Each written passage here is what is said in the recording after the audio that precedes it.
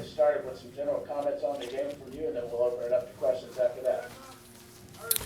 Well, hats off to Tennessee. I think they got a really good football team. I think Josh is doing a great job. A tremendous atmosphere to play college football game in. Was really impressed with that.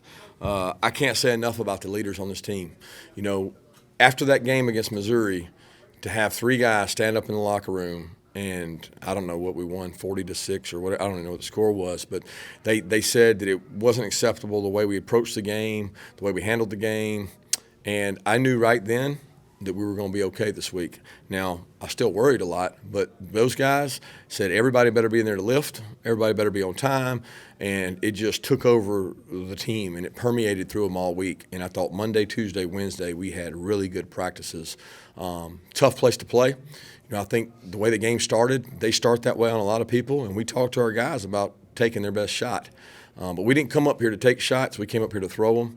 And our offense came right back with a huge drive, which I thought was huge for us to start that way and give the defense some confidence and let us get our feet underneath us. Kind of did a tremendous job, and proud of the way the guys played.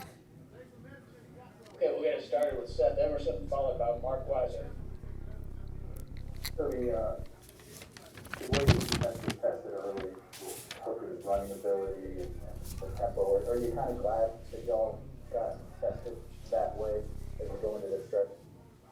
Yeah, I mean, I think the better teams you play, the better you get. You know, I mean, every week is a different test, and this was a very distinctly different test. I mean, and teams will see what they did, and they'll replicate some of that. But I'm proud of the way we prepared for it. You know, we got a defensive staff that burnt the midnight oil to prepare for this. Is not an easy prep. And you look at the teams that they've played, they don't have many low-scoring totals. And to give up the first drive and then come back and really do a good job the rest of the second half. And remember, guys, they have 4 downs the entire second half. When you have 4 downs, it's different because you're not worried about third down. Third down, second down, and then you got fourth to go for it because you need touchdowns. So, yeah, I'm proud of the way our guys played defensively. Kirby, Nolan Smith, do you have an update on him? And it seemed like you had a lot of guys that were down for a while, came off the field, came back in. Was that a matter of the tempo with those guys mostly? I haven't even talked to Ron. Again, I don't even know. I know one time I went out there and Devontae had sprained his knee. He thought, and one time another guy got hit in the ribs. But I'll check with Ron and see. Hopefully those guys are okay. Let's go to Anthony Dasher, followed by Chip Towers.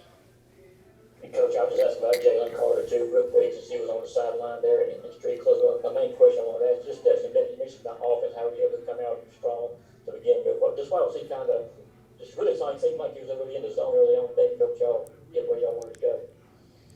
I'm not understanding you, Anthony. You talking about Stetson or Jalen Carter? Yes, well, Jalen Carter. I mean, why was Jalen Carter on the sideline today? He was sick, and we had about 5 guys sick, and Jalen didn't feel well. We tried to IV him.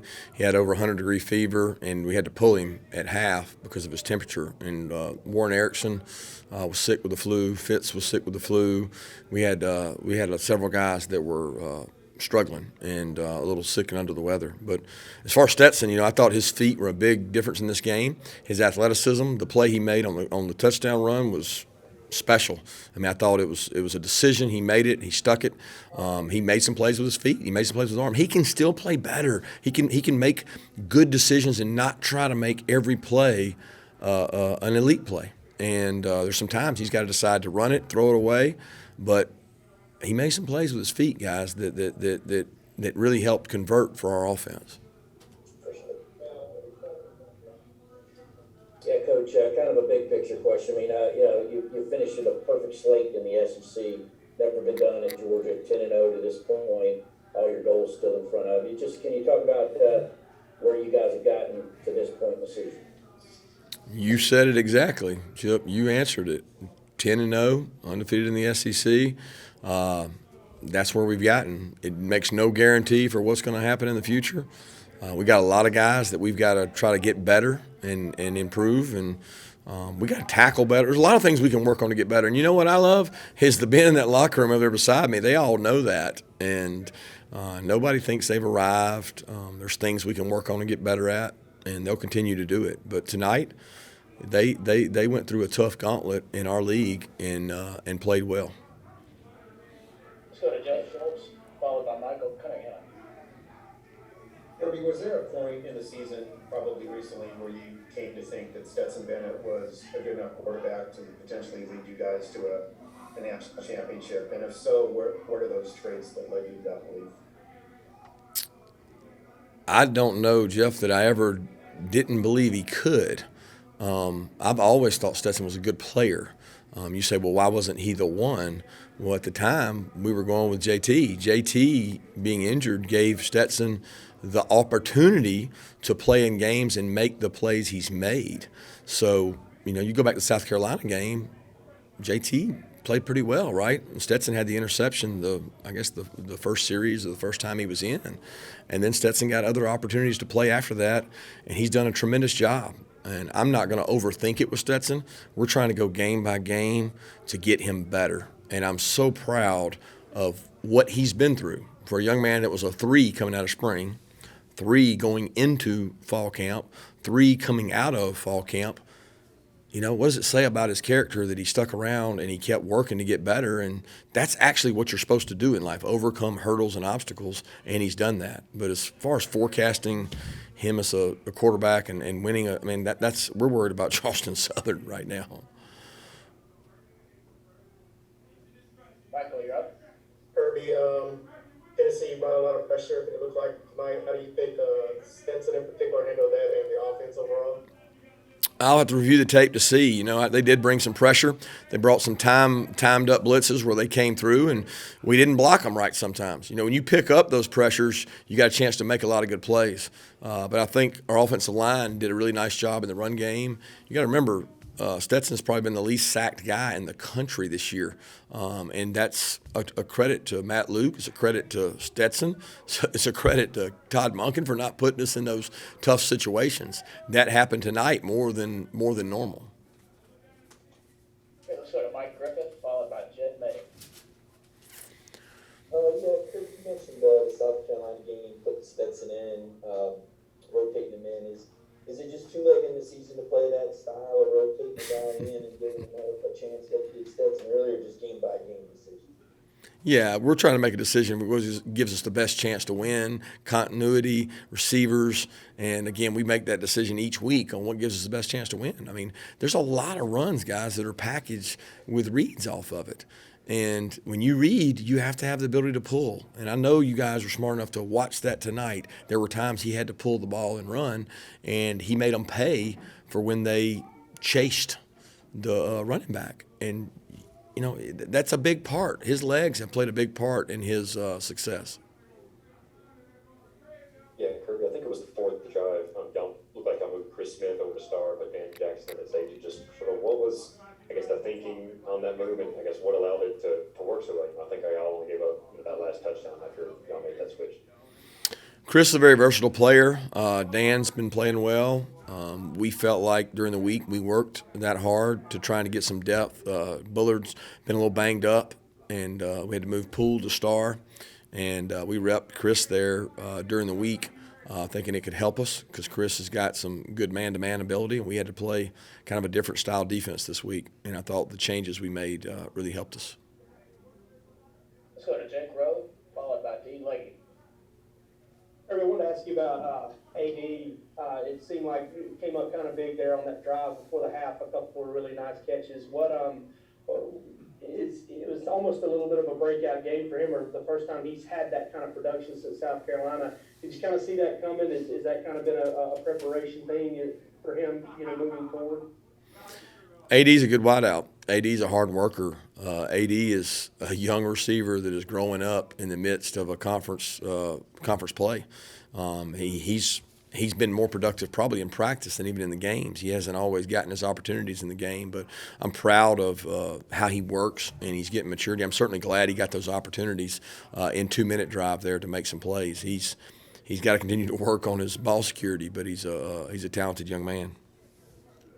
Hey, Kirby, James went 14 touches, 147 yards, 3 touchdowns. Comments on James, and did you get a chance to talk to Peyton before the game about recruiting? I got a chance to talk to Peyton for the game, but it was more about his son. He wants me to recruit his son, so he had me worried because he said he was going to play quarterback today. So I was getting even more nervous. But James, man, you talking about a guy that wills himself to win. I mean, this guy wants to win bad, and he doesn't care what it takes. He'll do anything you ask. He ran out and played on a punt team he hadn't played on in a couple of weeks, and we didn't have enough out there, and he ran out there and did that. I mean, I didn't know he had 14 touches for 147, but, I mean, the guy makes plays, and he's getting better as the season progresses. I'm really proud of what James has done for James, but I'm even more proud of what James has done for this team, because when James speaks, he carries a lot of weight with the players. They respect James. Let's go to Catherine Lewis, followed by Palmer Toms.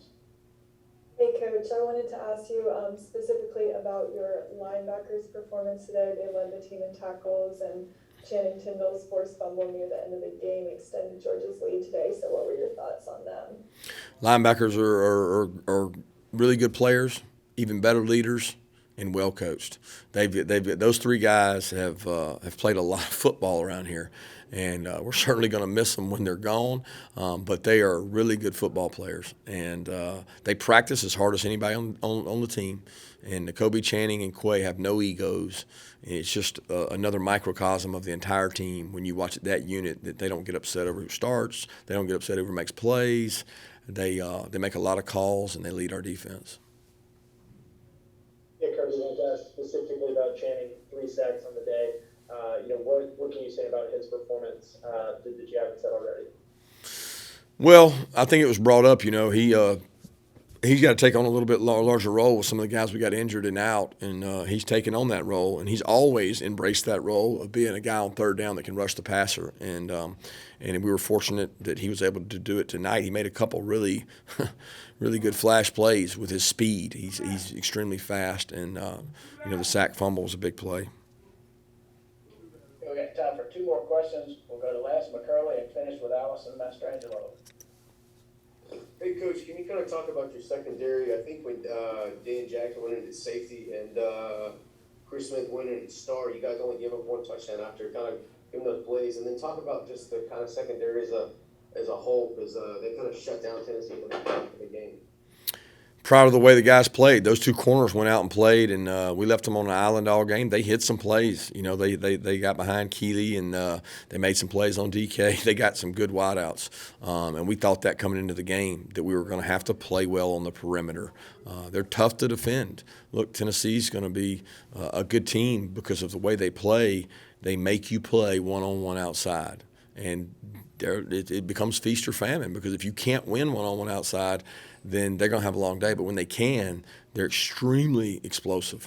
So those 2 corners I thought did a great job. The other 4 guys that played, Brini, Lewis, Chris, and Dan, all did a nice job rotating through there. I just wanted to follow up on Stetson Bennett's running ability and using his legs. He said his dad always is trying to make him run a little bit more. Is that something you've seen in practice and worked with him on in practice, and just how much does that make him more advantage for you as having him as a quarterback? Well, I don't try to make him run more, because I don't think that – you got to protect the quarterback too, and he's not a guy of stature that needs to take a lot of shots. We have to be smart with the carries he gets, and he has to be smart about sliding and getting down, because these guys he's going against are big physical guys. But there are things he can work on in terms of the pocket. He's got really good patience in the pocket, but when it's not there, he's got to make a decision to go, hit it vertical, not try to escape outside, especially when he's got the protection that our guys have been able to have. But really proud of his feet have made it a new weapon, a new dynamic that our offense needs. All right, Coach, thanks for your time tonight. Thank you.